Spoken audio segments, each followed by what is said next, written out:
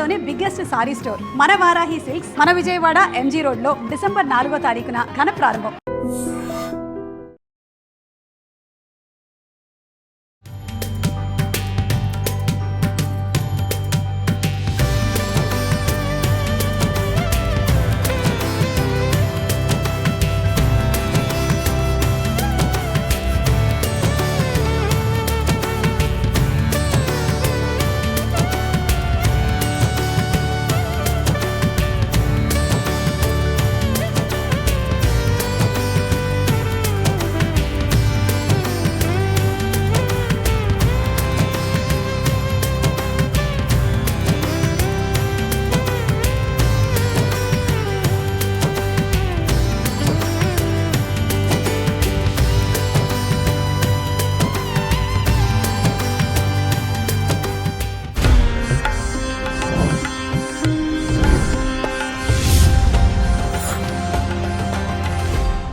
ఐడ్రీమ్ ప్రేక్షకులకు నమస్కారం.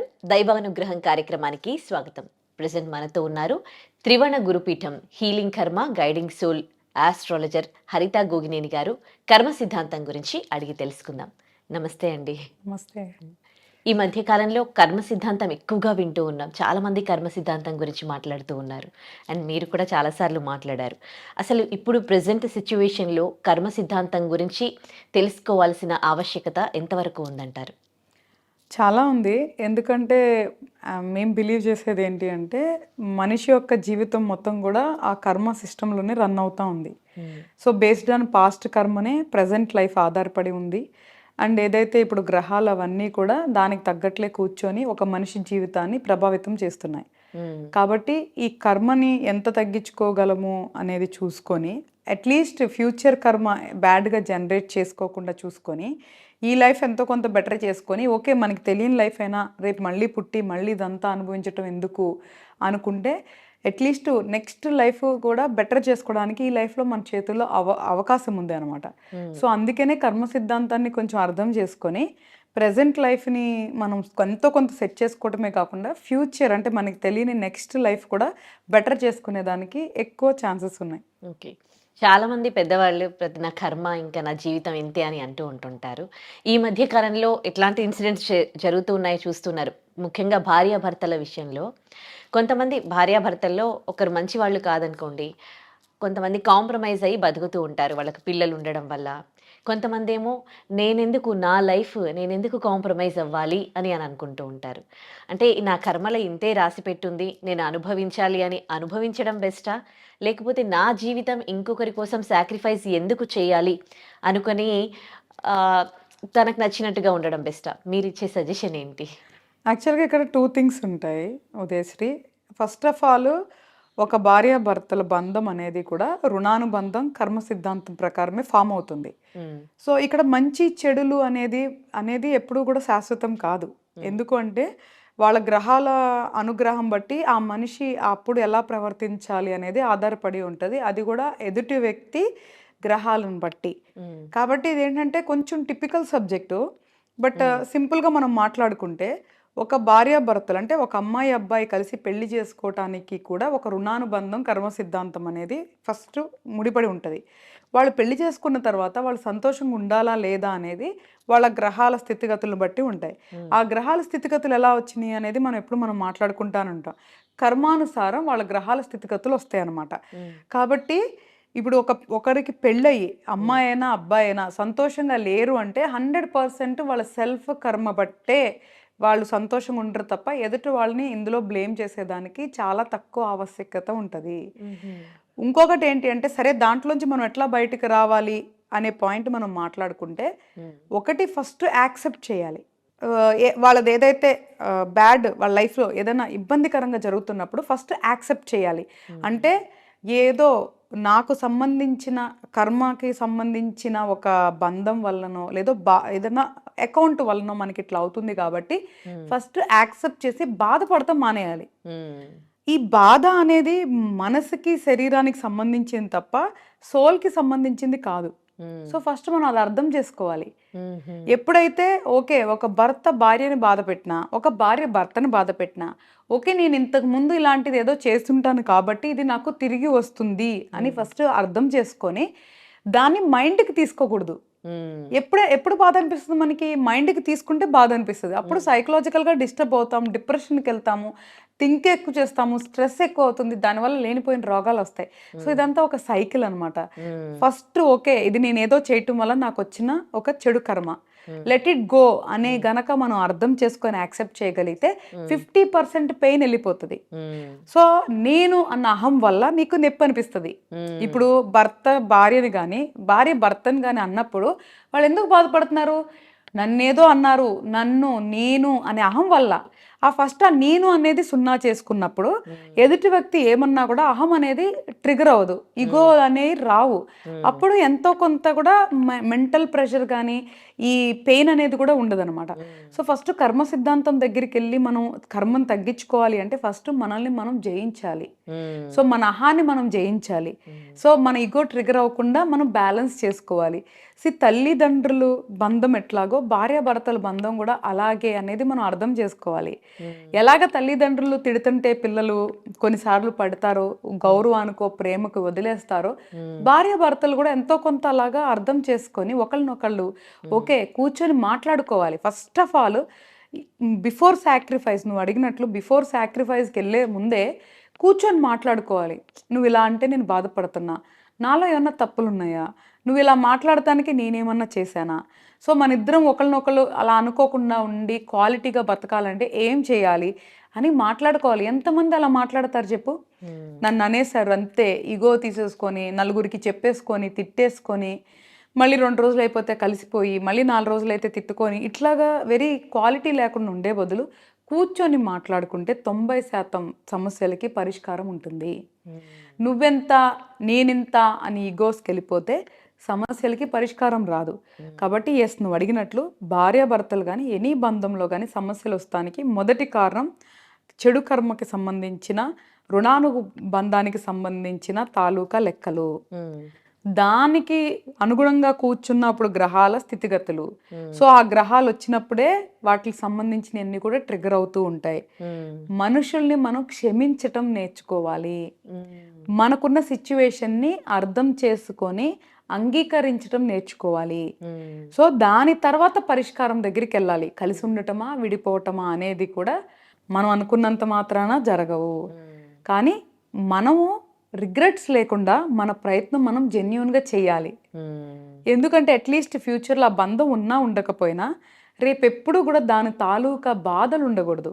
అరే ఆ రోజు నేను ప్రయత్నిస్తే బాగుండేదేమో, మనం ప్రయత్నించలేదు, ఇట్లాంటివి లేకుండా మనకి అట్లీస్ట్ మనకి మనం బాధపడకుండా ఫ్యూచర్లో మనం జెన్యూన్గా 100% ప్రయత్నం చేయాలి నిలబెట్టుకోవడానికి. ఓకే, మీరంటే కర్మ సిద్ధాంతం గురించి తెలుసుకున్నారు, మొత్తం అంత ప్లెజెంట్గా ఉండగలరు. కానీ హ్యూమన్ నేచర్ ఏంటి, ఏదైనా చిన్నది ఏమైనా జరిగినప్పుడు మనసు అనేది ఫీల్ అవుతుంది, హర్ట్ అవుతుంది, బాధపడుతుంది, ఏడుస్తుంది. ఇన్ని ఎమోషన్స్ని కంట్రోల్ చేసుకోవడము సామాన్య మనుషులతో అయ్యే పనేనా? తప్పకుండా అవుతుంది శ్రీ. ఎందుకంటే నేను కూడా చాలా సామాన్యురాలిని. నేను ఒక నార్మల్ కుటుంబంలోనే పుట్టాను. ఇప్పుడు నాకు కొన్ని మేబీ ఏదైనా డెవోషనల్ స్పిరిచువల్ కానీ ఒక శక్తి రీచ్ అవటానికి కూడా నేను అతి సామాన్యుడు చేసే ప్రయాణం కంటే కూడా చాలా పెయిన్ఫుల్ జర్నీ చేశాను. ప్రతి దాంట్లో నేను అర్థం చేసుకున్నాను, ప్రతిదీ నేను యాక్సెప్ట్ చేశాను, దాని నుంచి ఓవర్కమ్ అయ్యాను. సో నాకు అప్పుడు కనీసం చెప్పేవాళ్ళు లేరు, కర్మ గురించి ఎక్స్ప్లెయిన్ చేసే వాళ్ళు లేరు, ఒక గురువు లేరు, ఒక సపోర్ట్ కూడా లేరు. అలాగ నేనే ఒక అతి సామాన్యురాలని ఎంత జర్నీ చేసినప్పుడు anybody can do in this world. ప్రతి ఒక్కళ్ళు కూడా కర్మ సిద్ధాంతాన్ని అర్థం చేసుకొని ఓవర్కమ్ అవ్వచ్చు. మేబీ నాకు తొందరగా అర్థమై ఉండొచ్చు, కొంతమంది కొంచెం లేట్గా అర్థం అవ్వచ్చు, కానీ అర్థం చేసుకోవటం అయితే మాత్రం కష్టమైన విషయం కాదు. దాని నుంచి బయటికి రావటం కూడా కష్టమైన విషయం కాదు, ప్రయత్నిస్తే. అయితే ఒక ప్రయత్నించాలి. నువ్వు అన్నట్లు ఓవర్ నైట్ అవ్వవు, కొంతమందికి ఒక రోజు పడితే కొంతమందికి నెల పట్టొచ్చు, కొంతమందికి సంవత్సరం పట్టొచ్చు. కానీ ప్రయత్నిస్తే మాత్రం ఫలితాలు తప్పకుండా ఉంటాయి అన్నమాట. ఓకే. అంటే కర్మ సిద్ధాంతానికి సంబంధించి ఏమైనా బుక్స్ చదవాలా? ఇప్పుడు మీలాంటి వాళ్ళు చాలామంది మాట్లాడుతూ ఉన్నారు. ఇప్పుడు చెప్పారు మీరు మంచి మంచి మాటలు. మనిషిని క్షమించడం లాంటివి చేయాలి, ఇలా ఉండాలి, అలా ఉండాలి అని. విన్నంత మాత్రాన మారిపోతారా? లేకపోతే దానికి సంబంధించి ఏమైనా బుక్స్ లాంటివి చదివితే వాళ్ళని వాళ్ళు మార్చుకోవడానికి ఉంటుందా? అంటే బుక్స్ చదివినా, వీడియోస్ చూసినా ఇన్‌స్టంట్‌గా ఒక ఎనర్జీ వస్తది.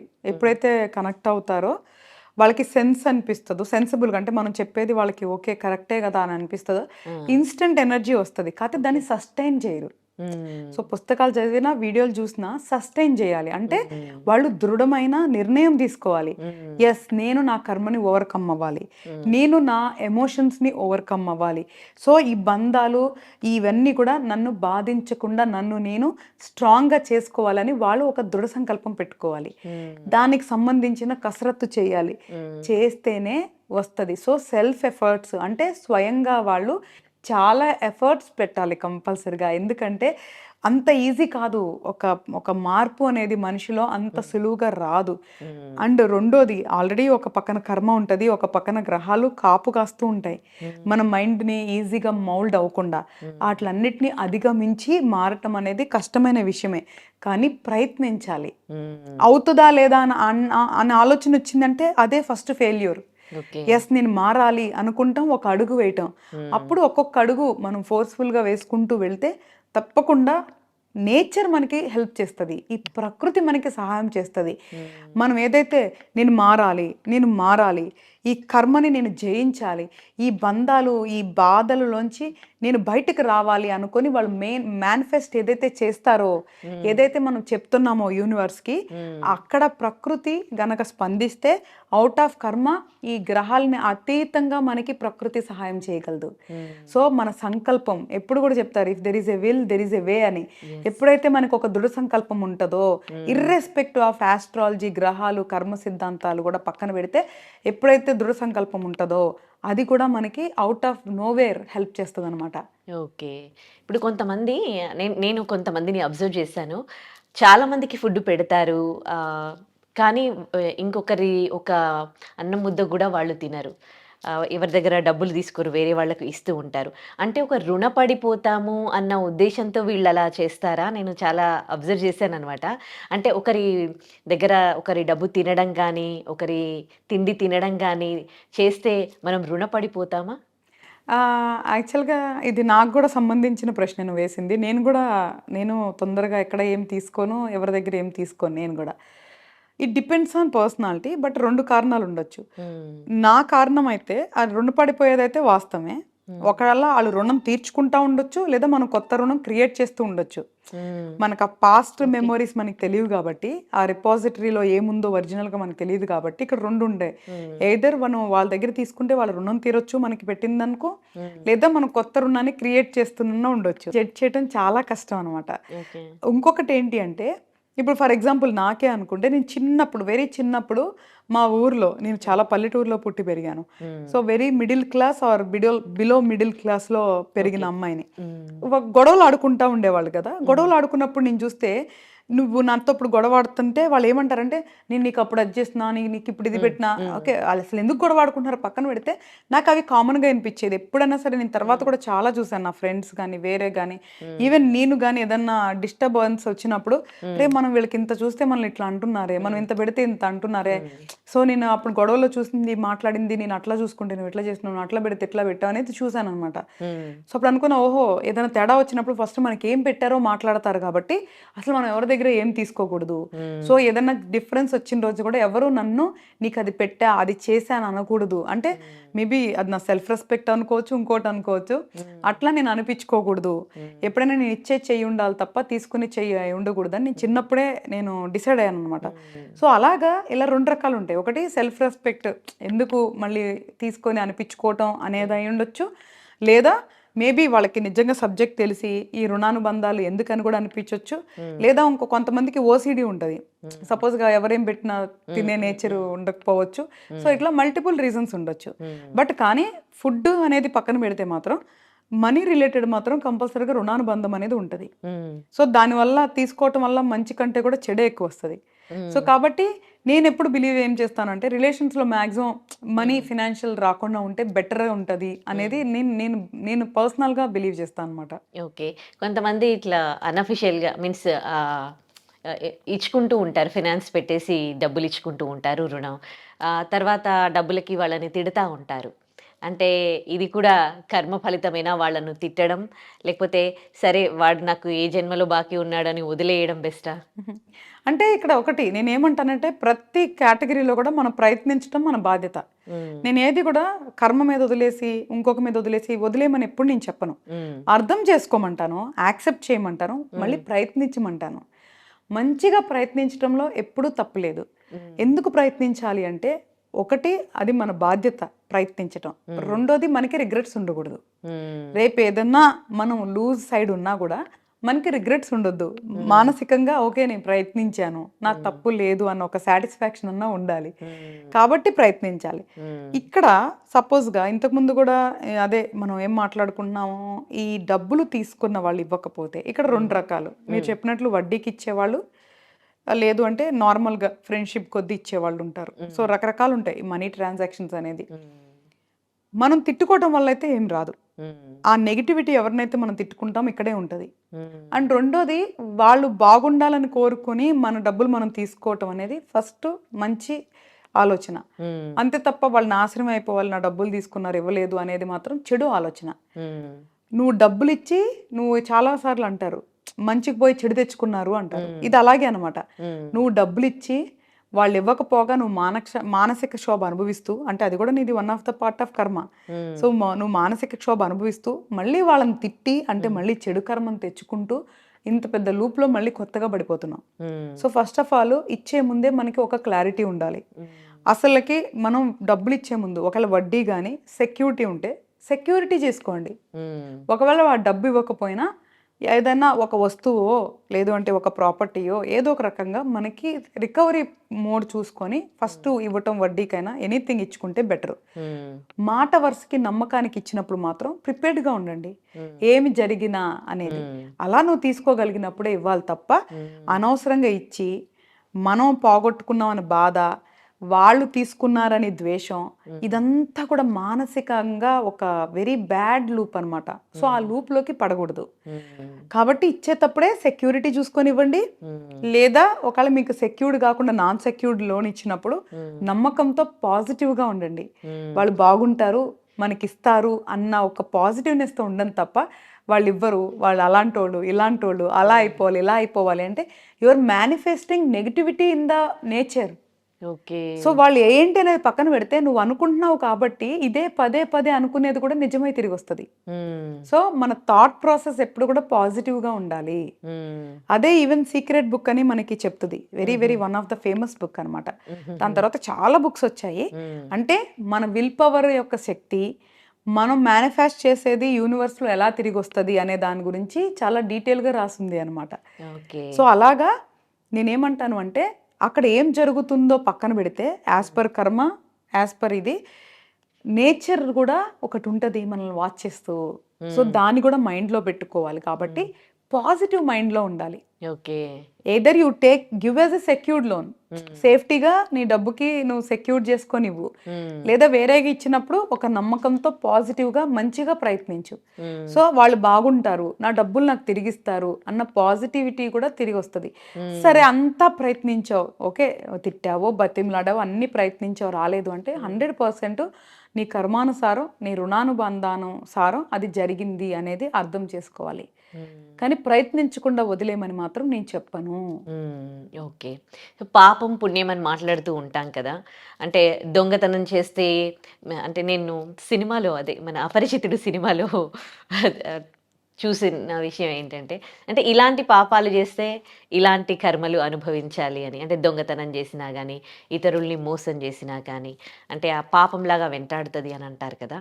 నిజంగానే అంటే ఇలాంటి మోసాలు చేసిన వాళ్ళకి ఇలాంటి పాపాలు తగులుతాయా? తప్పకుండా. ఈ ప్రపంచంలో ఎవ్వరు ఏదైతే ఎగెనెస్ట్ ధర్మ అంటే ఎగెనెస్ట్ లా ఏదైతే చేస్తారో అది తప్పకుండా తిరిగి వస్తుంది. అది ఇమీడియట్గా వస్తుందా, కొంచెం లేట్గా వస్తుందా, ఈ జన్మలో వస్తుందా, మరు జన్మలో వస్తుందా, మనుషులు మనం నిర్ణయించలేము. అది కార్మిక్ సిస్టంలో ఎలాగా రాసి ఉంటుందో, ఎలాగా రన్ అయ్యిద్దో అలా జరుగుతుంది. మనం ఇక్కడ కూర్చొని చూస్తూ అదేంటి వాళ్ళు బాగానే ఉన్నారుగా, బాగానే తిరుగుతున్నారు కదా అనుకుంటాం. బట్ కానీ అలా కాదు. మనం అనుకున్నట్లు కార్మిక్ సిస్టమ్ పనిచేయదు. దాని సిస్టంలో లెక్కల ప్రకారమే అది పనిచేస్తుంది. కాబట్టి కంపల్సరిగా ఏదైతే ఇప్పుడు ఒక మానభంగం కానీ, ఒక మర్డర్ కానీ, లేదా ఒక దొంగతనం కానీ, ఇలాగ మనుషుల్ని బాధించేది కానీ, ఒక ఫౌల్ లాంగ్వేజ్ కానీ, ఒక అబ్యూస్ చేయటం కానీ, ఇట్లాంటి ప్రతి ఒక్కటి కూడా అధర్మమే. అంటే మనకి తెలిసి తప్పు చేయటం ప్రతి ఒక్కటి కూడా అధర్మం కిందే వస్తుంది. ఎప్పుడైతే అధర్మం చేస్తారో వాళ్ళకి కర్మ సైకిల్ యాక్టివేట్ అయిపోతుంది. అది ఎప్పుడు యాక్టివేట్ అయ్యి కౌంట్ చేసుకుంటుందో ఒకసారి ఇన్స్టెంట్గా చూపిస్తుంది, ఒకసారి కొంచెం లేట్గా చూపిస్తుంది, లేదా ఇంకా లేటుగా నెక్స్ట్ జన్మ వరకు కూడా పోస్ట్ పోన్ చేస్తుంది. అది దట్ డిపెండ్స్ ఆన్ వాళ్ళకి సంబంధించి ఏదైనా గుడ్ కర్మ ఉందా, లేదా వాళ్ళకి సంబంధించి పూర్వజన్మలోకి సంబంధించిన ఏమైనా మంచి యోగాలు కానీ ఏమైనా సంపాదించారా, అవన్నీ లెక్కలు చూసుకొని అక్కడ ఆ సిస్టంలో డిసైడ్ అవుతాయి అనమాట. కాబట్టి మనం అరే తప్పు చేశాడు వాడు బాగానే తిరుగుతున్నాడుగా అనుకోవడానికి లేదు. సో ఇన్ టైం ఎప్పుడైతే వాళ్ళకి ఏం జరగాలో అది కర్మానుసారం కంపల్సరిగా జరిగిద్ది. ఒకళ్ళు నమ్మినా నమ్మకపోయినా ఇదైతే తథ్యం. రెండోది ఏంటి అంటే మనం చూస్తున్నాం చిన్న చిన్న పిల్లల మీద అఘాయిత్యాలు చేస్తున్నారు. ఒకటి అక్కడ తల్లిదండ్రుల నిర్లక్ష్యం. అంటే నీ చిన్న బిడ్డ ఒకళ్ళ చేతిలోకి వెళ్ళి అంత అయ్యే వరకు మీరు ఏం చేస్తున్నారు? బిడ్డల్ని కాపాడుకోవటం తల్లిదండ్రుల ధర్మం. అలా కాపాడుకోవట్లేదు అంటే అది బాధాకరం. తర్వాత ఆ బిడ్డ కర్మానుసారం పూర్వజన్మ అంటే అలా చేసి ఉండి ఇది అనుభవిస్తున్నారా, లేదా ఇది ఫ్రెష్గా అనుభవిస్తున్నారా అని మనం ఇక్కడ కూర్చొని జడ్జ్ చేయలేం. మనం చూడగలిగితేనే వాళ్ళ పూర్వజన్మలు జడ్జ్ చేయగలం, కానీ ఊరికే ఎవరు కూడా ఇక్కడ కూర్చొని జడ్జ్ చేయలేం. మన అజంప్షన్ చెప్తున్నాం, మన సబ్జెక్ట్ ప్రకారం మనకు తెలిసింది షేర్ చేస్తున్నాం అంతే. ఇది ఇందుకే జరుగుతుంది అందుకే జరుగుతుందని నిర్ధారించట్లేదు. జరిగి ఉండొచ్చు అని మన నాలెడ్జ్ ప్రకారం చెప్తున్నాం. ఎవడైతే తప్పు చేస్తున్నాడో వాడు ఇప్పుడు అనుభవిస్తాడా శిక్ష, మళ్ళీ అలాగా వాడు కూడా పుట్టి అనుభవిస్తాడా ఆ పెయిన్ అనేది కార్మిక్ ఏదైతే మన లా ఉందో వాళ్ళు డిసైడ్ చేస్తారు. బీయింగ్ ఏ మనం హ్యూమన్ మనం డిసైడ్ చేయలేం. కాబట్టి పాప పుణ్యాలు అనేది లెక్కించబడతాయి, ఆ లెక్కలు తీర్చబడతాయి. అందుకే నేనేమంటున్నాను, పెద్ద సబ్జెక్ట్ వద్దు మనకి. మనకి తెలిసి తప్పు చేయొద్దు. మనల్ని మనమే కంట్రోల్ చేసుకోగలం, మనల్ని మనమే మార్చుకోగలం. చెడు ఆలోచనలు అందరికీ వస్తాయి, కానీ వాటిని ఓవర్కమ్ అవ్వాలి. దానికి ఆల్టర్నేట్ చూసుకోవాలి తప్ప ఒకళ్ళని మనం శారీరకంగా మానసికంగా బాధించకూడదు. ఓకే. సో మీరు చెడు ఆలోచనల గురించి మాట్లాడుతున్నారు కాబట్టి, ఇప్పుడు భార్యాభర్తల్లో చాలామంది ఇప్పుడు ఇల్లీగల్ అఫైర్స్ పెట్టుకుంటూ ఉన్నారు. అంటే వాళ్ళు ఏం కోల్పోతున్నారు వాళ్ళ పార్ట్నర్ దగ్గర వాళ్ళకి మాత్రమే తెలుసు. కొంతమంది ఏమో కొంచెం ఇంకా హైఫై లైఫ్ స్టైల్కి అలవాటు పడి కూడా తప్పు చేసే వాళ్ళు కూడా ఉన్నారు. సో ఇది అంటే ఈ ఈ జనరేషన్లో చాలా ఎక్కువగా మనము ఈ ఇల్లీగల్ అఫైర్స్ అనేవి చూడడం జరుగుతుంది. వీటిని మీరు ఎట్లా చూస్తారు? ఇది కూడా అంటే కర్మ సిద్ధాంతమేనా లేకపోతే ఏంటి? యాక్చువల్గా శ్రీ ఈరోజు చూస్తున్నామని కాదు, ఈరోజు because of the social media ఇవన్నీ బయటికి తొందరగా స్ప్రెడ్ అయిపోతున్నాయి. ఈరోజు రేపు కెమెరా పెట్టుకొని వీడియోలు తీయటం ఒక ఫ్యాషన్ అయిపోయింది. అంటే అది పర్సనల్ లైఫ్లో అయినా పబ్లిక్లో అయినా కూడా అందుకని బయటకు వస్తున్నాయి తప్ప ఇల్లీగల్ రిలేషన్స్ అనేది ఇప్పుడని కాదు. నేను చిన్నప్పుడు మా ఊర్లో కూడా నేను అట్లాంటి చాలా నేను విట్నెస్ చేస్తున్నాను. మన గతంలో కానీ పురాణాల్లో కానీ అట్లాంటి బోల్డ్ అని ఉన్నాయి. ఈ రోజు అనేది కాదు, ఎప్పటి నుంచో జరుగుతున్నాయి. బట్ ఈరోజు సోషల్ మీడియా ద్వారా ప్రతి ఒక్కళ్ళ మొబైల్ ఉండటం వల్ల అదొక సరదా అయిపోయింది కాబట్టి అందరూ వీడియోస్ తీసి బయట పెడుతున్నారు. ఇప్పుడు నువ్వు చెప్పినట్లు ఏదైనా ఇల్లీగల్ రిలేషన్ ఉన్నప్పుడు పోలీసులను తీసుకొని వెళ్ళటమో లేదా వాళ్ళు వెళ్ళి కొట్టేయటమో, ఎంత అంటే మనిషి ఎలా తయారైపోతున్నారు నువ్వు చూడు. వాళ్ళు కొట్టుకునేటప్పుడు వీడియోలు తీయటం పోస్ట్ చేయటం ఏంటిదంతా? ఫస్ట్ అసలు రిలేషన్స్ని ఎలాగ మనం బ్యాలెన్స్ చేసుకోవాలి అని అర్థం చేసుకోవాలి. ఒకళ్ళ రిలేషన్ దారి తప్పుతుంది అంటే దాన్ని సరి చేసుకోవడానికి ప్రయత్నించాలి. ప్రయత్నించినా కూడా అది సరవలేదంటే ఎయిదర్ అడ్జస్ట్ అవ్వాలి లేదా విడిపోవాలి. ఇంతకు మించి ఏమైనా ఆప్షన్స్ ఉన్నాయా? రోడ్ల మీద పడి కొట్టుకోవటం కానీ, నలుగురిలో నవ్వులు పాలైపోవటం కానీ, సోషల్ మీడియాలో ట్రెండ్ అవటం కానీ, ఇదంతా కూడా ఇది చెడుకి అంటే మన యొక్క అభివృద్ధి చెడు వైపు మాత్రమే వెళ్తుందని ఖచ్చితంగా చెప్పొచ్చు. జనాలు కూడా ఎట్లా అయిపోయారంటే ఎదుటి వాళ్ళ జీవితంలో ఏం జరుగుతుందని నా క్యూరియాసిటీ పెరిగిపోయింది. దీనివల్ల సైకలాజికల్గా చాలా ఇష్యూస్ వస్తాయి. ఇప్పుడు బయట వాళ్ళ జీవితంలో ఏం జరిగిందని చూస్తూ వాళ్ళ జీవితాల గురించి మర్చిపోతున్నారు. నువ్వు చూస్తే లేచిన దగ్గర నుంచి పడుకునే వరకు ఈ సోషల్ మీడియాలు, ఆ వీడియోలు, ఈ వీడియోలు చూస్తూ అసలు వాళ్ళు ఏం చేస్తున్నారు? అన్ని జన్మల్లో కల్లా మానవ జన్మ చాలా గొప్ప జన్మ. ఎందుకంటే జీవరాశులన్నిటిలో కూడా మానవుడు మాత్రమే తన మేధస్సుని, తన శరీరాన్ని వాడుకొని ఏదైనా చేయగలడు. కాబట్టి మనిషి జన్మ ఎత్తినప్పుడే ఫస్ట్ దాన్ని రెస్పెక్ట్ చేయాలి. సో ఈ జన్మలో ఏం చేయాలి అని చిన్నప్పటి నుంచి మనం ఒక క్లారిటీతో ప్రయాణం చేయాలి. సింపుల్గా మనకి నచ్చినట్లు బతికి చచ్చిపోదామన్నా తప్పులేదు, లేదు కొన్ని అద్భుతాలు సృష్టిద్దామన్నా తప్పులేదు. మనము ఈ శరీరంలో ఉన్నప్పుడే చాలా చాలా చెయ్యొచ్చు. ఫస్ట్ అది అర్థం చేసుకొని దాని మీద ఫోకస్ చేయకుండా ఉదయం లేసినప్పటి నుంచి ఎవరేం చేస్తున్నారు, ఎవరేం తిట్టుకుంటున్నారు, ఎవరేం కొట్టుకుంటున్నారు అన్న క్యూరియాసిటీ ఫస్ట్ మనిషిలో తగ్గాలి. సో ఫస్ట్ సోషల్ డీటాక్స్ అనేది ప్రతి మనిషి అలవరుచుకోవాలి. తర్వాత కమింగ్ టు ఇల్లీగల్ రిలేషన్స్ అసలు ఎందుకు వస్తున్నాయి అంటే అవగాహన లేక, అర్థం చేసుకోలేక. ఇప్పుడు నేను ఏదైతే చెప్పానో చిన్నప్పటి నుంచే మనం ఎందుకు పుట్టాము, అసలు మనం ఎలా బతకాలి అనే క్లారిటీ ఉంటే ఒక రిలేషన్కి వెళ్ళేసరికి మనకు ఒక అర్థం చేసుకొని ఉంటాం. కాబట్టి మనకి ఏం కావాలి అనేది ఒక అవగాహన ఉంటుంది. ఎందుకు పెళ్లి చేసుకుంటున్నాం అనేది ఒక ఆలోచన ఉండాలి. అంటే అవసరానికి పెళ్లి చేసుకుంటున్నాం అంటే either physical are mental needs కోసం పెళ్లి చేసుకుంటున్నాం. సో చేసుకుంటున్నప్పుడు ఏంటి ఎక్స్పెక్టేషన్స్ పెట్టుకుంటున్నాము అనేది కూర్చొని ఫస్టే ఒకరికొకరు సెట్ చేసుకోవాలి. ఇది నా మెంటాలిటీ, నేను కొంచెం సున్నితమైన మనసు ఉంది నాకు, లేదా నాకు కొంచెం హార్డ్ మెంటాలిటీ ఉంటుంది, నేను ఇలా పట్టించుకుంటాను, ఇలా పట్టించుకో, నేను ఇలా చేస్తాను, ఇలా చేయను, ఒకరికొకరు కూర్చొని ఓకే ఈ మనిషి ఇలా ఉంటాడు అని యాక్సెప్ట్ చేసి దానికి ఇష్టమైతే నువ్వు ప్రయాణం చేయాలి. మనం ఏమి ఎక్స్పెక్ట్ చేస్తామంటే ఎదుటి మనిషి మన కోసం మనకి నచ్చినట్లు మారిపోవాలనుకుంటాం. అది జరగదు ప్రాక్టికల్గా. మనమే ఒకరికొకరం భార్యాభర్తలు ఏం చేయాలంటే ఒకరిని ఒకరు వాళ్ళ పర్సనాలిటీని యాక్సెప్ట్ చేయాలి. ఎక్స్పెక్టేషన్స్ లో పెట్టుకోవాలి. ఉన్న టైంలో సంతోషంగా ఉండాలి. ఒకరికి ఒకరు ఏం చేయగలరో వితౌట్ ఎక్స్పెక్టేషన్ అన్కండిషనల్గా ఉండాలి. మనది ఎట్లా అయిపోతుందంటే మ్యారేజ్ అంటేనే ఒక ఎక్స్పెక్టేషన్ బౌండరీ, డే 1 నుంచి ఒక ఎక్స్పెక్టేషన్ బౌండరీ ఉండిపోతుంది. అలాంటి పెట్టుకోకుండా చాలా స్మూత్గా జర్నీ అవటానికి కూర్చొని ప్రాపర్గా మాట్లాడుకోవాలి. ఒకసారి ఎక్కడన్నా ఈగో ట్రిగర్ అయినప్పుడు ఎదుటి మనిషి అర్థం చేసుకొని కూర్చొని అర్థమయ్యేలాగా చెప్పాలి. ఒకళ్ళ కోపంలో మాట తూలినా తర్వాత మళ్ళీ కూర్చోబెట్టి ఏదో ఎమోషనల్ అలా అనేసాను, నా ఇంటెన్షన్ అది కాదు అని చెప్పుకోవాలి. ఈ మాట్లాడుకోకపోవటం అంటే కమ్యూనికేషన్ గ్యాప్స్ వల్లే ప్రతి రిలేషన్లో ప్రాబ్లమ్స్ వస్తున్నాయి. కాబట్టి ఫస్ట్ కమ్యూనికేషన్ అంటే మాట్లాడుకోవాలి. తర్వాత 2 మనం రిలేషన్లో ఏం ఎక్స్పెక్ట్ చేస్తున్నాం ముందే ఒకరికొకరు అది అర్థం చేసుకొని ఆ రిలేషన్లోకి ఎంటర్ అవ్వాలి. ఒకవేళ తర్వాత సంతోషంగా లేము ఏదో ఒక రీజన్తో, అది మెంటల్ ఆర్ ఫిజికల్ రీజన్తో మనం సంతోషంగా లేము అనుకున్నప్పుడు ఏం చేయాలి అంటే అది కూడా కూర్చొని ఎక్స్ప్లెయిన్ చేయాలి. సో ఎప్పుడన్నా వాళ్ళ అన్సాటిస్ఫాక్షన్ ఉంటే అంటే మానసికంగా కానీ శారీరకంగా కానీ కూర్చొని మాట్లాడుకోవాలి. Majority of wife and husbands physical రిలేషన్స్లో ఉన్న ప్రాబ్లమ్స్ గురించి మాట్లాడుకోరు. వాళ్ళ మధ్య ఉన్న ఏదైతే రొమాంటిక్ రిలేషన్ ఉంటుంది కదా, ఒకవేళ అన్సాటిస్ఫాక్షన్ ఉన్నా లేదా వాళ్ళు ఏదైనా కోరుకున్నా ఎప్పుడు ఓపెన్ అప్ అయి మాట్లాడుకోరు. దానివల్ల ప్రాబ్లం వస్తుంది. వాళ్ళు ఏం చేస్తారు తెలుసా, ఇక్కడ భార్య భర్త నుంచి కానీ భర్త భార్య నుంచి కానీ ఏదన్నా పొందలేనిది ఉంటే ఇక్కడ ఓపెన్ అప్ అవ్వకుండా ఈ ఏదో మొక్కమాటం సిగ్గుతో ఇక్కడ మాట్లాడకుండా అవి బయట సీక్ చేస్తారు.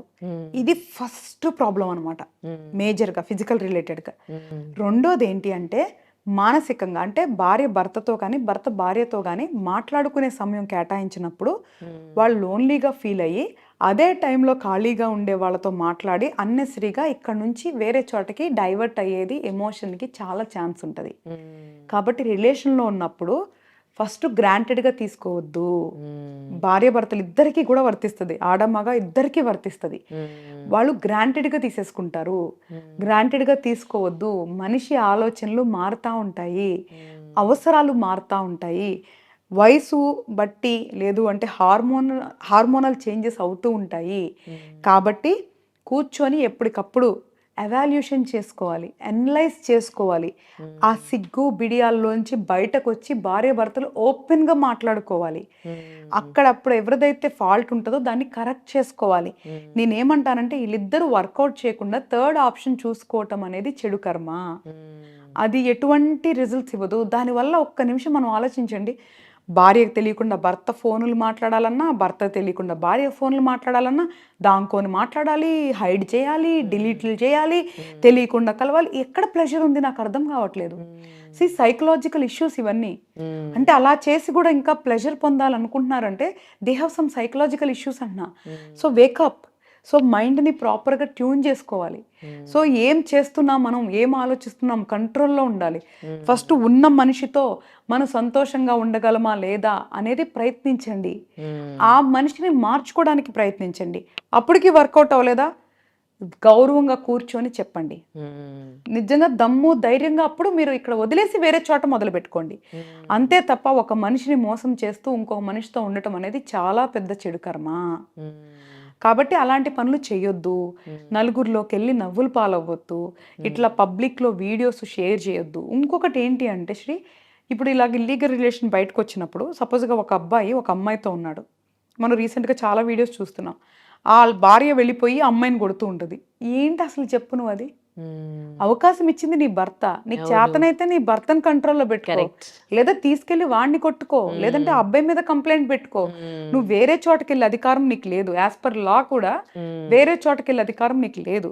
ఏ లాలో కూడా, ఏ ప్రజాస్వామ్యంలో కూడా నీ భర్త తప్పు చేస్తే నువ్వు ఆ ప్లేస్కి వెళ్ళి వాళ్ళ మీద మానసికంగా కానీ శారీరకంగా కానీ దూషించే అధికారం నీకు లేదు. యాజ్ పర్ లా కూడా లేదు. You can enquiry with any lawyer. వాళ్ళకి ఏ హక్కు ఉందంటే వాళ్ళ భర్త కానీ భార్య కానీ చీటింగ్ చేస్తే దానికి ఆధారాలు సబ్మిట్ చేసి లా ప్రకారం వాళ్ళు విడిపోవటమో కలిసి ఉండటమో చేసుకోవచ్చు తప్ప, కలిసి ఉండాలి అంటే లాలో ఉండదు. కాబట్టి అది పెద్ద మనుషుల మధ్య కూర్చోబెట్టి అన్అఫిషియల్గా మాట్లాడుకొని చేసుకోవాలి తప్ప నువ్వు వెళ్ళిపోయి డైరెక్ట్గా అటాక్ చేస్తానికి లేదు. ఈ రోజు అమ్మాయి మీద అటాక్ చేస్తావు, రేపు ఇంకో అమ్మాయి వచ్చింది చేస్తావా, తర్వాత ఇంకో అమ్మాయి వచ్చి చేస్తావా? అసలకి దారి తప్పిన నీ భార్య నీ భర్తను కంట్రోల్ పెట్టుకోకుండా అవతల మీద వేరే వాళ్ళ దగ్గరికి వెళ్ళి దాడి చేయటం ఏంటి? అలా మనం ఎన్నోసార్లు చూసాం. నేను కూడా చిన్న చిన్న వీడియోస్ చూసా. కారులో ఒక అమ్మాయి అబ్బాయి కూర్చొని ఉంటే భర్త వెళ్ళిపోయి ఆ అబ్బాయిని అమ్మాయిని దారుణంగా కర్రలతో కొట్టేస్తున్నారు. అలా చేసే అధికారం ఎవరికి లేదు. తప్పు చేసే అధికారం వాళ్ళకి ఎట్లా లేదో వాళ్ళని శిక్షించే అధికారం కూడా లేదు. నువ్వు ఏం చేస్తే వాళ్ళు అక్కడికి వెళ్ళారు అనేది చూడు. ఒకవేళ నిజంగా నువ్వు నిజాయితీగా ఉన్నావా, అయినా వాళ్ళు తప్పు చేశారా, కూర్చోబెట్టి మార్చుకోవడానికి ప్రయత్నించు, లేదా వదిలే. అంతే తప్ప ఒక మనిషి నువ్వు ఇలాగే బతుకు, ఇలాగే ఉండు అనే అధికారం ఈ ప్రపంచంలో ఎవ్వరికీ లేదు. ప్రతి సోల్ ఈజ్ ఇండిపెండెంట్. ప్రతి ఆత్మ ఈ భూమి మీదకి సింగిల్గా వచ్చింది, సింగిల్గా వెళ్ళిపోతుంది. సో దానికి ఎక్కడా కూడా ఎవ్వరు కూడా రిస్ట్రిక్ట్ చేసి బంధించి బాధించే అధికారం ఎవరికీ లేదు. వాళ్ళ కర్మానుసారం ఏమనుభవిస్తున్నారు అనేది ఎవరికి నన్ ఆఫ్ దేర్ బిజినెస్. కానీ ఒక మనిషి వెళ్ళిపోయి వాళ్ళని ఏ విధంగా అయినా సరే, అది లైంగికంగా అయినా మానసికంగా అయినా శారీరకంగా అయినా దాడి చేసే హక్కు ఒక మనిషికి ఇంకొక మనిషి మీద లేదు. అది ధర్మం ప్రకారం లేదు, న్యాయబద్ధంగా మనం మనుషులు రాసుకున్న చట్ట ప్రకారం కూడా లేదు. నిజంగా ఈ కర్మ సిద్ధాంతం గురించి ప్రతి ఒక్కరూ తెలుసుకుంటే ఇన్ని క్రైమ్స్, ఇన్ని నేరాలు ఘోరాలు కావేమో అనిపిస్తోంది. ఒక మనిషి మనిషిలాగా బతుకుతారేమో అనిపిస్తోంది. అవును. అయితే ఇంకొక ప్రశ్న, కొంతమందికి పిల్లలు సరిగ్గా పుట్టరు. అంటే physically challenging people, abnormal kids పుడుతూ ఉంటారు కదా. వాళ్ళకి ప్రెగ్నెన్సీలో కొంతమందికి తెలిసి కంటారు, కొంతమందికి తెలియక పిల్లలు పుట్టినాక ఇట్లా జరుగుతుంది. ఇదంతా కూడా అంటే వాళ్ళకి ఇంకా జీవితాంతం వాళ్ళు చేసి పెట్టాల్సిందే. అలాంటి వాళ్ళని చూసినప్పుడు అనిపిస్తుంది, ఏంటి ఇదంతా కూడా వాళ్ళ కర్మనా ఇదంతా అనుభవించేది అని. నిజంగా ఇది పిల్లలు సరిగా పుట్టకపోవడం, కళ్ళ ముందే పిల్లలకి ఏమన్నా అవ్వడము, ఇంకా అంతకు మించిన శిక్ష ఏమైనా ఉండదేమో తల్లులకి అనిపిస్తుంది. ఇది కూడా కర్మ సిద్ధాంతమేనా?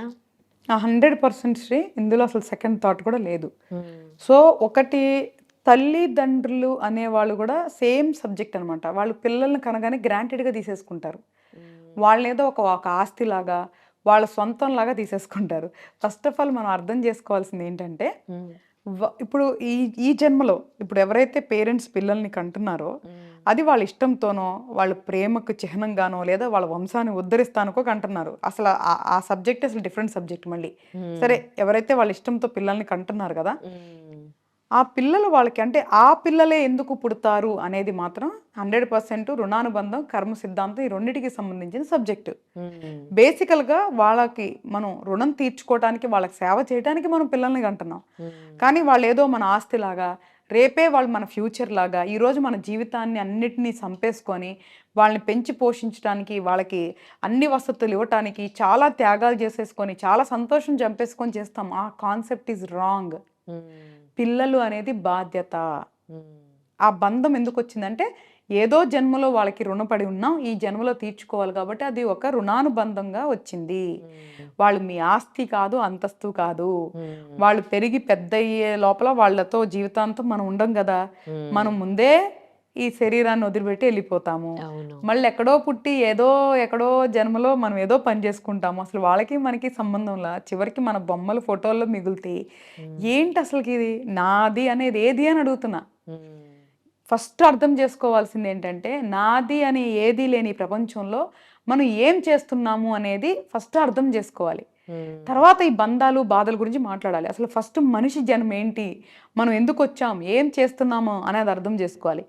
ఎవరికి వాళ్ళని జయించాలి. అంటే ఇప్పుడు నాకు ఒక ఆలోచన వస్తే అది నేను కంట్రోల్ చేసుకునే శక్తి నా దగ్గర ఉండాలి. అంటే నా పంచేంద్రియాలు నా ఆధీనంలో ఉండాలి. మెయిన్ సెకండ్ చేయాల్సిన పని అది. థర్డ్, ఈ బంధాలని అర్థం చేసుకోవాలి. ఈచ్ బంధంలో మనం ఎంతవరకు కాంట్రిబ్యూట్ చేయాలో అంతే కాంట్రిబ్యూట్ చేయాలి. అంతకు మించి దానికోసం వెంపర్లాడిపోయి బాధపడిపోయి అలాంటివన్నీ చేయకూడదు. అదంతా కర్మ, చెడు కర్మ. దానివల్ల సైకలాజికల్ ఇష్యూస్, డిప్రెషన్స్ తప్ప ఏమీ లేదు. దయచేసి నేను ప్రతి ఒక్క తల్లిదండ్రులు కానీ, భార్య భర్తల రోల్స్లో ఉన్నవాళ్ళు కానీ, పిల్లల రోల్స్లో ఉన్నవాళ్ళు కానీ, ప్రతి ఒక్క రోల్లో ఉన్న ఒక మనిషికి నేను చెప్పేది ఏంటంటే, మనిషి జాతి అనే అర్థం ఏంటో తెలుసుకోండి. ఒక మనిషి శరీరంలో ఏమేం చేయగలడో తెలుసుకోండి. ఏం చేయాలనుకుంటున్నారో దాన్ని నిర్ణయించుకోండి. ఈ బంధాలలో పడి మన జీవితాన్ని నాశనం చేసుకోవద్దు. ఈ మనిషి జన్మని వృధా చేసుకోవద్దు. ఏదైతే ఉందో అది కర్మను యాక్సెప్ట్ చేస్తారో లేదా మెచ్యూర్డ్గా దాన్ని ఇగ్నోర్ చేస్తారో, ఈ క్షణాన్ని మనం చంపుకొని బతకొద్దు. రేపటి గురించి ఈ క్షణాన్ని చంపుకోవద్దు. గ్యారంటీ లేని రేపు కోసం ఈ రోజు ఎందుకు మనకి ఎంత తాపత్రయం, ఎంత బాధ. ఈ రోజు బతకండి, ఈ రోజు జీవించండి. దాని తర్వాత రేపు వచ్చినప్పుడు మళ్ళీ ఆ రోజు బతకండి, ఆ రోజు జీవించండి. అంతే తప్ప రేపటి గురించి, వచ్చే నెల గురించి, వచ్చే సంవత్సరం గురించి అసలు ఇవన్నీ వద్దు.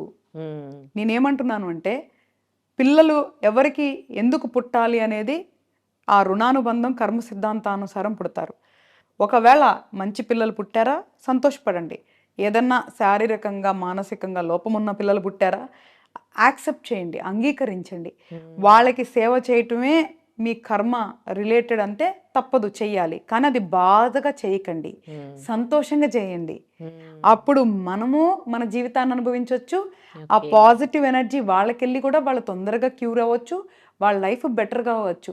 అబ్బా నా కర్మ నేను ఇలా చేస్తున్నాను అనుకొని నువ్వు బాధపడుతూ చేస్తే దాని నుంచి మంచి ఫలితాలు రావు. కాబట్టి మనం చేసేది సంతోషంగా చేయాలి. ప్రతి పని కూడా, ప్రతి బంధంలో కూడా ప్రతిదీ సంతోషంగా చేయండి. అప్పుడు రిజల్ట్స్ కూడా అలాగే ఉంటాయి. లేదా అట్లీస్ట్ మనం బాధపడం కదా. ఈరోజు మొగుడు ఎట్లున్నాడు, పిల్లలు ఎట్లున్నారు, పక్కింటోళ్ళు ఇట్లా ఉన్నారని అంటున్నారంటే ఎక్కడున్నావు నువ్వెక్కడా? ఫస్ట్ నిన్ను నువ్వు ప్రేమించుకో. నీ జీవితాన్ని, నీ శరీరాన్ని, నీ మైండ్ని ఫస్ట్ ట్యూన్ చేసుకో. అప్పుడు ఈ బంధాలు నిన్నేమి చేయలేవు. కర్మ కూడా మనల్ని బాధించలేదు.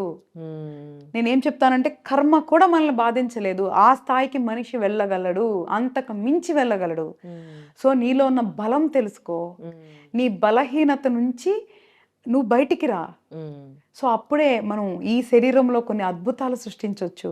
ఓకే, ఇంకొక ప్రశ్న. మీరు అన్నారు కదా, కొంతమందికి ఏమో చాలా కష్టపడితే, ఎంతో కష్టపడితే ఏదైనా సాధించాలి అంటే చాలా ఎక్కువ కష్టపడాల్సి వస్తుంది. కొంతమందికి ఏమో చాలా ఈజీగా వాళ్ళు అనుకున్నది సాధిస్తూ ఉంటారు. అప్పుడు అనిపిస్తుంది, ఏంటి నాకు ఎప్పుడు ఇవే కష్టాలు, ఎందుకు నేను ఇంత కష్టపడాలి ఏదైనా కావాలంటే. వాళ్ళకంత ఈజీగా దొరుకుతుంది కదా, నాకేం తక్కువ వాళ్ళకేం ఎక్కువ అని. సో ఆ ఫీల్ ఉన్నప్పుడు ఏం చేయాలి? ఫస్ట్ ఆఫ్ ఆల్ ఆ కంపారిజన్ ఉండకూడదు. మన జీవితం అనేది ఒకరితో కంపేర్ చేసుకోకూడదు. కంపేర్ చేసుకున్నాం అంటే మనల్ని మనం తగ్గించుకున్నట్లు. ఫస్ట్ ఒకళ్ళతో మనం ఏదైతే ఆ హెచ్చు తగ్గులు అనేది అసలు మన మైండ్లో ఉండకూడదు. ఇప్పుడు జనరల్గా అన్నిటికీ అహం ఉంటుంది కదా, ఫస్ట్ ఆ విషయంలో పెట్టుకోండి. ఎవరికి వాళ్ళే గొప్ప. సో మనకి మనమే గొప్ప. మనం ఎందుకు కంపేర్ చేసుకోవాలి?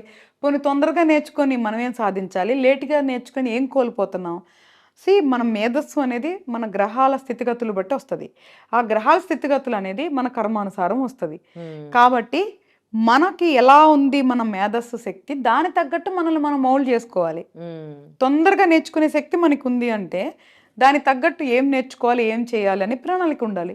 ఒకవేళ స్లోగా నేర్చుకునే శక్తి ఉన్నప్పుడు దాని తగ్గట్టు ఎలా వెళ్ళాలో చూసుకోవాలి. అంతే తప్ప అసలు ఒకరితో పోల్చుకోవటం అనేది వెరీ వెరీ ఫూలిష్నెస్. నేనేమంటున్నాను, అహాన్ని జయించమంటున్నా, కానీ నిన్ను నువ్వు తక్కువ చేసుకోమని చెప్పట్లేదు. ఆత్మగౌరవం చాలా ముఖ్యం. ఆత్మగౌరవం ఉన్నోళ్ళు ఎప్పుడు ఒకరితో ఎప్పుడు కంపేర్ చేసుకోరు.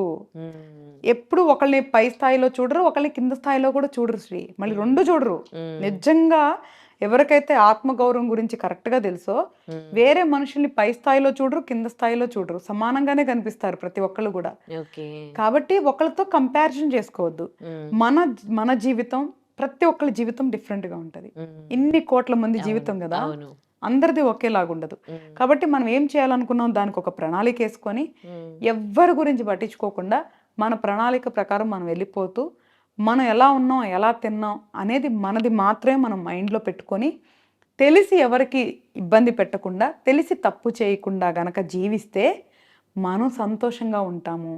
ఎప్పుడు పక్కింటి వాళ్ళకి అది ఉంది మనకి ఇది లేదు అని మొదలైందా, ఈ క్షణాన్ని మళ్ళీ నువ్వు కోల్పోతున్నావు. నేను అదే చెప్తుంది, ఒకళ్ళతో కంపేర్ చేసుకొని ప్రజెంట్ ఉన్న క్షణాన్ని కోల్పోవద్దు. ఒకవేళ మనకి ఏమైనా కావాలా, ఎలా సాధించుకోవాలో మార్గాలు ఎంచుకుందాం. మా గురువు కానీ ఎంతో మంది గురువులు కొన్ని మార్గాలు, వాళ్ళు ఎన్నో సంవత్సరాల సాధనతో కొన్ని మార్గాలు సృష్టించారు. అది డెవోషనల్ అనుకో, స్పిరిచువల్ అనుకో, లేదా సైకలాజికల్గా సబ్జెక్ట్ ప్రకారం, సైన్స్ ప్రకారం కూడా ఉన్నాయి. ఆ మార్గాల్లో వెళ్ళి నీకు కావాల్సింది సాధించుకో. మెడిటేషన్ చేయి. ఇందాక నువ్వు అన్నావు శ్రీ, ఎలాగ మైండ్ని మనుషుల్ని అధిగమిస్తారు అంటే మంత్ర సాధన వల్ల చేయొచ్చు, మెడిటేషన్ వల్ల కూడా చేయొచ్చు.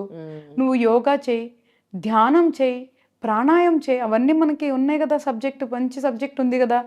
అప్పుడు మైండ్ కంట్రోల్లో పెట్టుకునే పద్ధతులు అలవర్చుకో, మంత్రం ద్వారా పనులు సాధించుకో. సో అలాంటివి చేయమంటున్నా నేను. ఈ మనుషుల్ని కంపేర్ చేసుకుంటావేంటి? బియాండ్ వెళ్ళు. మనిషి ఎట్లాగో నీతో ఈక్వలే. వాడు బంగ్లాల్లో ఉన్నా, గుడిసెలో ఉన్న మనిషి అనేవాడు ఈక్వల్. వాడు మనిషే by end of the day. ఈ హెచ్చు తక్కువలని మనం క్రియేట్ చేసుకుంటున్నాం. కాబట్టి నీకేం కావాలో ఆ మార్గంలో వెళ్ళి సాధించుకో. వాళ్ళ గురించి మనకెందుకు? సరే నీకు ఈజీగా రాలేదా, నువ్వు అన్నట్లు కష్టం అనేంటి, నీకు ఇష్టపడి చేయి. కష్టం అనే పదం ఎందుకు వస్తుంది? మార్నింగ్ లెగటం కష్టం కొంతమందికి, ఇష్టమైతే లేకపోతే లేకు. మాకు లెగటం నీకు అవసరం అనుకుంటే లేగు, అది ఇష్టంతో లేగు. వర్క్ చేస్తే నీకు డబ్బులు వస్తాయి, ఇష్టంతో పని చేయి. ఒకరితో మాట్లాడితే నీకు పని అవుతుంది, ఇష్టంతో చేయి. ఒకరితో ఉంటే నీకు నీ బాధ్యత, ఉండు ఇష్టంతో. సో ప్రతిదీ ఇష్టంతో చేయి. కష్టం అనేది ఎందుకు వస్తుంది? రాని మాకు అట్లాంటి మన డిక్షనరీలో రానివద్దు. నీ జీవితాన్ని నువ్వు మార్చుకోలేనప్పుడు ఇంక ఏం చేస్తావు నువ్వు? అసలు ఇంకా ఎందుకు నీకు మనిషి జన్మ ఎందుకు? సో ఫస్ట్ మనల్ని మనం మార్చుకోవాలి, మనల్ని మనం జయించాలి. అప్పుడు ప్రపంచంలో మిగతా ఆటల గురించి ఆలోచించవచ్చు. ఓకే, ఇప్పుడు చాలామంది ఆధ్యాత్మికంగా వెళ్తూ ఉన్నారు, పూజలు చేస్తూ ఉంటారు, గుళ్ళకి వెళ్తూ ఉంటారు, అవి దర్శనాలు చేసుకుంటూ ఉంటారు. కానీ దీన్ని ఆధ్యాత్మికం అంటారా? ఆ భగవంతుడు ఏం చెప్పాడు? కొంచెం ఇతరుల్ని మోసం చేయొద్దు, 10 మందికి మంచి పుణ్యం పనులు చేయాలి అని. ఇవి చేసేది తక్కువ, విగ్రహాల ఆరాధన ఎక్కువ. సో ఇలాంటి వాళ్ళని చూసినప్పుడు అనిపిస్తుంది, మళ్ళీ వాళ్ళకి మంచి కూడా జరగడం చూస్తూ ఉంటాము. దేవుడు ఇలాంటి వాళ్ళకి అన్నీ ఇస్తారా అన్నట్టుగా. అంటే అట్లా ఏం లేదు శ్రీ. మనం జనరల్గా ప్రపంచం ఎప్పుడు కూడా సక్సెస్ అయిన వాళ్ళ గురించి మాట్లాడుతుంది, సక్సెస్ అయిన వాళ్ళు చేస్తుంది. ఫెయిల్యూర్ అయిన వాళ్ళు 100 మందిలో 90 మంది కూడా దేవుడు పూజలు చేసి ఉండొచ్చు, కానీ వాళ్ళు సక్సెస్ అవ్వలేదు కాబట్టి నువ్వు చూడలేకపోతున్నావు. సో ఎవరైతే విజయవంతంగా ఉన్నారో వాళ్ళని చూసి దేవుడు వాళ్ళని కరుణించారని అపోహపడుతున్నాం. ఫెయిల్ అయిన వాళ్ళని నువ్వు అడుగు, ఎంతమంది దేవుడిని పూజించుండ్రు? డెఫినెట్గా పూజించే ఉంటారు కదా. సో అసలు దేవుడికి కానీ మన సక్సెస్ ఫెయిల్యూర్స్ కానీ నువ్వు అన్న ఆధ్యాత్మికత కానీ కర్మకు కానీ అసలు సంబంధం లేదు. ప్రతి ఒక్కటి డిఫరెంట్ సబ్జెక్ట్. దైవ భావం అనేది మనసుకు సంబంధించింది, మెటీరియల్స్కి సంబంధించింది కాదు, శరీరానికి సంబంధించింది కాదు. కాబట్టి దైవాన్ని పూజిస్తే నీకు ఇది వస్తుంది అనేది గ్యారంటీ కాదు. మనసుకి ఒక మంచి తృప్తిని వస్తుంది, ఒక ధైర్యం వస్తుంది, దానివల్ల నీకు ఈ పని చేయడానికి ఒక ఉత్సాహం వస్తుంది. దానికి దైవాన్ని సపోర్ట్గా తీసుకో. కానీ చెయ్యాల్సింది నువ్వే, నడవాల్సింది నువ్వే, సక్సెస్ అవ్వాల్సింది కూడా నువ్వే. దానికి కావాల్సిన టూల్ని మనం నేచర్ నుంచి తీసుకుంటున్నాం. అది దేవుడనో, పూజనో, లేదు అంటే నీలో ఉన్న ఒక మేధస్సనో, దీనికి రకరకాలుగా పేర్లు పెట్టుకుంటున్నాం. ఒక్కటే నేను చెప్తాను, నేను నేర్చుకున్న దాని నుంచి, నేను చూసిన దాని నుంచి, మా గురువులు చెప్పిన దాని గురించి, దైవభక్తి ఎంత ఉన్నా ధర్మం లేనంత వరకు అది ఉపయోగం లేనిదే. నువ్వు ఎన్ని పూజలు చేసినా నువ్వు ధర్మం పాటించినంత వరకు అది సున్నా. దైవం ఎప్పుడూ కూడా అధర్మాన్ని ప్రోత్సహించరు, దైవం ఎప్పుడు కూడా అధర్మాన్ని సపోర్ట్ చేయరు. కాబట్టి మనము వేరే వాళ్ళు పూజలు చేస్తున్నారా, వాళ్ళకి బెనిఫిట్ ఉందా అనే సబ్జెక్టు మనం పక్కన పెట్టేయాలి. నేను చెప్తున్నాక అసలు వేరే వాళ్ళని చూసే సబ్జెక్టు మనం పక్కన పెట్టేసేయాలి. మనం ఏం చేయాలి? దైవారాధన చేద్దామా, మంత్ర సాధన చేద్దామా, లేదా మెడిటేషన్ చేసి మెంటల్గా మనము స్ట్రాంగ్ అవుదామా అనేది మనం నిర్ణయించుకొని ఆ మార్గంలో నమ్మకంతో దృఢ సంకల్పంతో ప్రయాణం చేయాలి. అందరికీ ఓవర్ నైట్ పని అయిపోవాలి, ఓపికలు ఉండవు. అబ్బా నేను మొదలు పెట్టేసా, మెడిటేషన్ చేసేసిన 10 రోజులు అయిపోయింది ఏం రాలేదబ్బా, నెల అయిపోయింది ఏం రాలేదు, సంవత్సరం అయిపోయింది ఏం రాలా, మంత్రం చేసేస్తున్నానే, ఏది వాళ్ళు చేసే 11:108కి మంత్రం చేసేస్తున్నానే ఏం అవ్వట్లేదే. అది కాదు, ఒక సిస్టమ్ ఉంటుంది. ఇప్పుడు ఎలాగ ప్రకృతి సంవత్సరంలో నువ్వు ప్రకృతిని చూడు, దానికంటే ఒక సిస్టమ్ ఉందిగా. ఒక సీజన్లో వర్షాలు పడతాయి, ఒక సీజన్లో మంచు కురుస్తుంది, ఒక సీజన్లో ఎండ వేస్తుంది. సృష్టికి ఎలాగా ఒక సిస్టమ్ ఉందో ప్రతి దానికి కూడా ఒక సిస్టమ్ ఉంటుంది. అది మనం అర్థం చేసుకోవాలి. మనం చేసే సాధన నమ్మకంతో చాలా చాలా పాజిటివ్ ఎనర్జీతో చేసినప్పుడు ఫలితాలు తొందరగా ఉంటాయి. అసలు నువ్వు మొదలు పెడతావే అనుమానంతో మొదలు పెడుతున్నావే, ఇంకా ఫలితాలు ఎక్కడి నుంచి వస్తాయి? ఎప్పుడైతే నువ్వు నమ్మావో అనుమానం అనేది ఎప్పటికీ రాదు. సో నిరుత్సాహత ఎప్పటికీ రాదు. కాబట్టి మనం చేసే ప్రయత్నంలో లోపం ఉన్నట్లు అది సరి చేసుకోండి.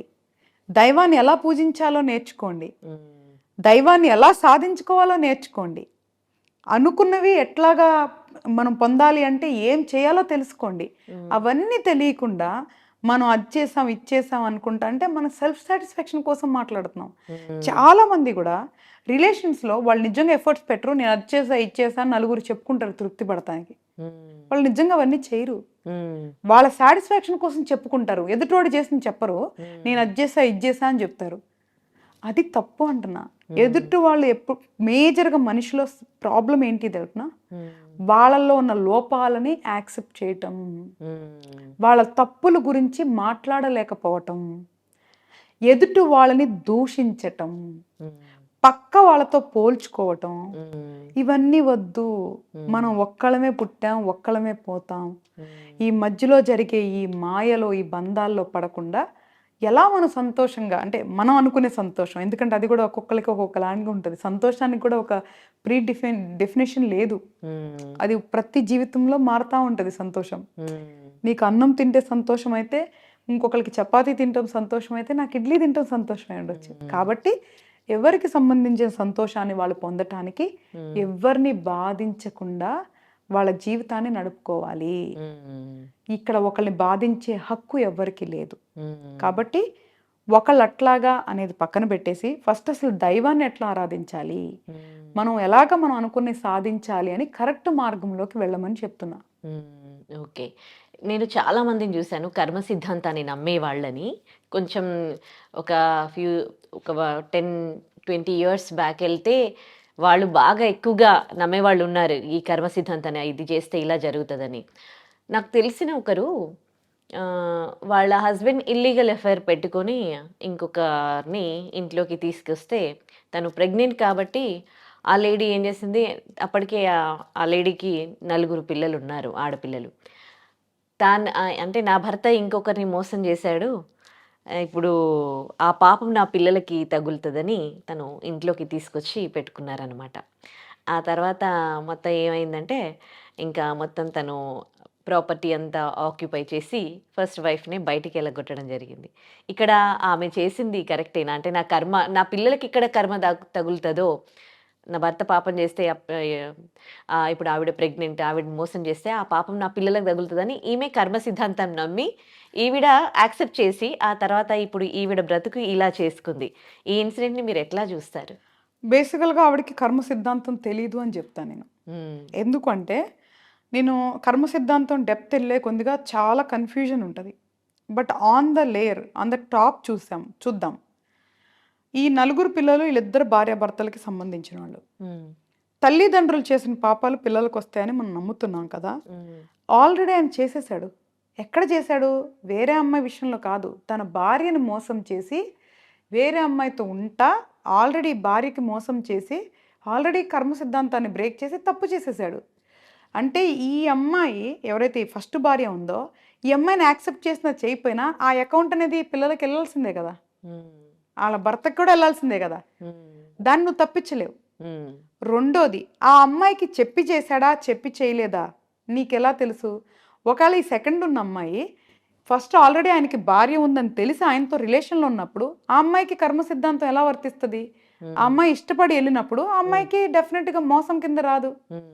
ఇష్టపడే తన బంధంలోకెళ్ళింది అంటే, అవును. అవును. అప్పుడు కర్మ సిద్ధాంతం ఎక్కడ అప్లై అవ్వదు ఆ అమ్మాయికి. హ్మ్. ఆ అమ్మాయిని ఇంట్లోకి తీసుకొచ్చాడు వితౌట్ పర్మిషను. ఒక ఒక సంసారంలోకి తీసుకొచ్చాడు అంటే, మళ్ళీ రెండో కర్మని ట్రిగ్గర్ చేశాడు. హ్మ్. అంటే ఆల్రెడీ ఆయన ఒక తప్పు చేసేసినప్పుడు, ఇక్కడ పర్మిషన్ లేకుండా ఒక భార్యను నమ్మించి, మనసా వాచా కర్మణ నీతో ఉంటాను అని ఎన్నో వాగ్దానాలు చేసి శాస్త్రబద్ధంగా పెళ్లి చేసుకున్న భార్యని మోసం చేసి తప్పు చేశాడు. ఆ భార్య పర్మిషన్ లేకుండా ఇంకొక అమ్మాయితో ఉండి తప్పు చేశాడు. ఆ అమ్మాయి ప్రెగ్నెంట్ చేసి తప్పు చేశాడు. ఆ అమ్మాయిని ఇంట్లోకి తీసుకొచ్చి తప్పు చేశాడు. అంటే ఆయన ఆల్రెడీ చెడు కర్మని గెయిన్ చేసేసుకున్నాడు. హ్మ్. ఓకే. ఇప్పుడు ఈవిడకి, ఈళ్ళ పిల్లలకి దాని నుంచి వచ్చినా లేకపోయినా ఆల్రెడీ అకౌంటబుల్ అది. హ్మ్. ఇప్పుడు ఈ అమ్మాయిని తీసుకొచ్చినప్పుడు ఈవిడ ఏం చేయాలి? మీరన్నట్లు ఒకవేళ యాక్సెప్ట్ చేసి అందరూ కలిసి సంతోషంగా ఉండాలి అనుకోని మాట్లాడుకొని జాగ్రత్త పడి యాక్సెప్ట్ చేసినప్పుడు తప్పు లేదు. హ్మ్. లేదు తను యాక్సెప్ట్ చేయకుండా నేను నా పిల్లలు విడిగా ఉంటాము.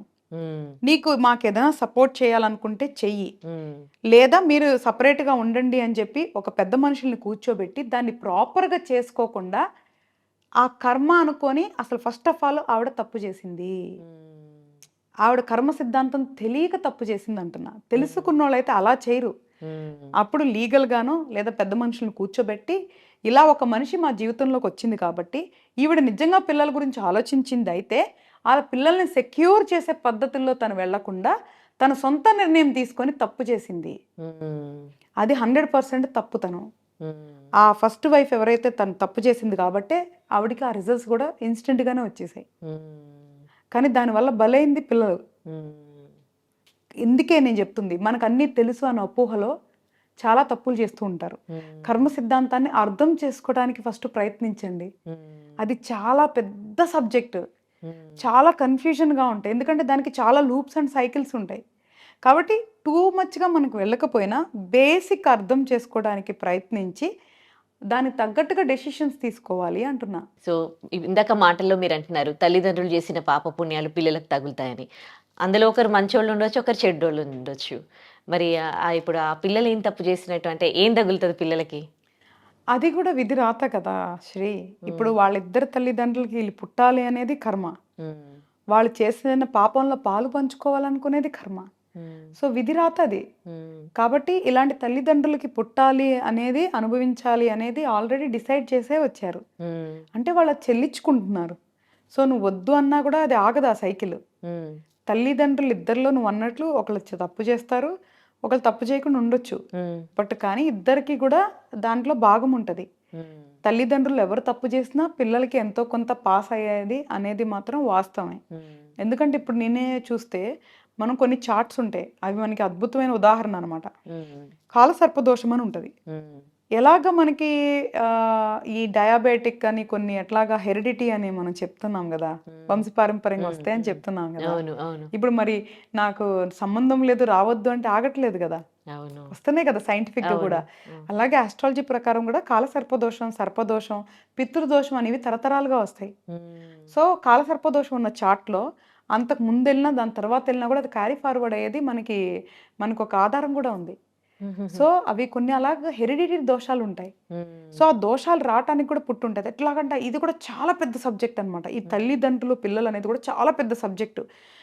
ఈ సిస్టమ్ని క్రియేట్ చేసిన మేధావులు దేవుళ్ళు ఎవరో కానీ it is very tough to understand. But కానీ సింపుల్గా ఉండాలి అంటే, ఒకళ్ళు దరిద్రం అనుభవించాలి అన్నప్పుడు సరిగ్గా లేని కుటుంబంలో పుడతారు. ఒకళ్ళు పుట్టుకతోనే అదృష్టం అనుభవించాలనుకుంటున్నప్పుడు ధనికుల కుటుంబంలో పుడతారు. అక్కడ there is answer based on your karma. నువ్వు ఒకళ్ళ కుటుంబంలో పుట్టావు. ఈ తల్లిదండ్రులు విడిపోయేది అనేది కూడా వాళ్ళ జాతకాలు నువ్వు చూస్తే, పిల్లల జాతకాలు తల్లిదండ్రుల జాతకాలు అన్నీ మ్యాప్ అవ్వాలి. ఎలా మ్యాప్ అవ్వాలి? ఒకవేళ పేరెంట్స్ విడిపోతున్నారు అనేది ఉంటే తల్లిదండ్రుల జాతకంలో కూడా పేరెంట్స్ ప్రేమని కోల్పోతారు, ఎవరో ఒకరికి దూరం అవుతారు అనేది ఆల్రెడీ వాళ్ళ దాంట్లో డిఫైన్ చేసి ఉంటుంది. ఓకే సో కాబట్టి ఇవన్నీ కూడా చాలా పెద్ద మ్యాపింగ్ అనమాట. ఇప్పటికీ నేను కూడా చాలా అన్వేషిస్తున్నాను. So it is very huge subject. అది మనం అర్థం చేసుకోలేం కాబట్టి దాని సారాంశం అర్థం చేసుకుందాం. ఓకే ఒకటే సారాంశం, మనకి తెలిసి తప్పు చేయకూడదు, మనకి తెలిసి ఎవరిని మోసం చేయకూడదు, ఎవరిని బాధ పెట్టకూడదు, ఒకళ్ళ సొమ్ము తీసుకునే హక్కు మనకి లేదు, ఒకళ్ళని శారీరకంగా మానసికంగా బాధ పెట్టే హక్కు మనకి లేదు, మనల్ని మనం మాత్రమే జయించగలం. ఒకరితో కంపేర్ చేసుకోకుండా ఏది ఒకరితో లేకుండా నీకు నచ్చింది ధర్మానుసారం ఏమనిపిస్తే అది చెయ్యి. మానవ జన్మ గొప్ప జన్మ, దాంట్లో నువ్వేం సాధించాలనుకుంటున్నావు ఒక క్లారిటీతో ప్రయాణం చెయ్యి.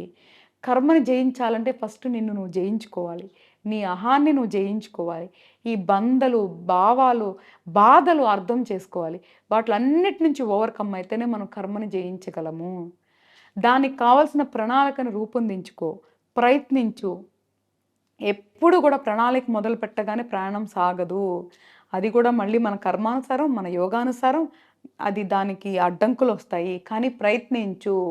చిన్నప్పుడు పుట్టినప్పుడే మనం పాకలేదు, ఫస్ట్ బోర్లా పడ్డాం, పాకాం, దాని తర్వాత తప్పటడుగులేసాం, దాని తర్వాత నడిచాం, దాని తర్వాత పరిగెత్తాం. ఇంత ప్రాసెస్ మన కళ్ళ ముందు ఉంది కదా, ప్రతి ఒక్క దాంట్లో మనం అదే అప్లై చేయాలి. ఓవర్ నైట్లో ధనికులు అవ్వాలి అని చెప్పి ఇప్పుడు ఏదైతే సైబర్ క్రైమ్లో పడుతున్నారో అది మనిషి బలహీనత. సో ఆ బలహీనత, అత్యాస, ఇట్లాంటి ఆటల అసూయ లాంటి చెడు భావాల నుంచి బయటికి రండి. ఓవర్ నైట్లో ఏమీ అవ్వవు కాబట్టి నిదానంగా ప్రయాణం చేయండి. ఓవర్ నైట్లో సక్సెస్ అయిన వాళ్ళ స్టోరీస్ తీసుకోవద్దు. సంవత్సరాల తరబడి కష్టపడే వాళ్ళ స్టోరీలు ఇన్స్పిరేషన్గా తీసుకోండి. అట్లీస్ట్ ఒక మోటివేషన్ ఉంటుంది. ఓవర్ నైట్లో వాడు అట్లా అయిపోయాడే నేను అవ్వలేదనే బాధపడే కంటే, అరే అక్కడ ఎన్నో సంవత్సరాలు కష్టపడితే సక్సెస్ అయిన వాళ్ళ స్టోరీస్ తీసుకోండి. సో నేను చెప్పేది ఏంటి అంటే, మనిషి జన్మని అర్థం చేసుకోండి, కర్మ సిద్ధాంతాన్ని అర్థం చేసుకోండి, ఆ తర్వాత ఒక ప్రణాళికను ఏర్పరచుకొని ఆ మార్గంలో నడవండి. కంపల్సరిగా మనం జయించగలం, వీటిలన్నిటిని జయించగలం. అసలు వండర్ఫుల్. ఏవైనా చెప్పారు కర్మ సిద్ధాంతం గురించి, ఒక మనిషి ఎలా బ్రతకాలి అనే దాని గురించి. చాలా చాలా ధన్యవాదాలమ్మా. థ్యాంక్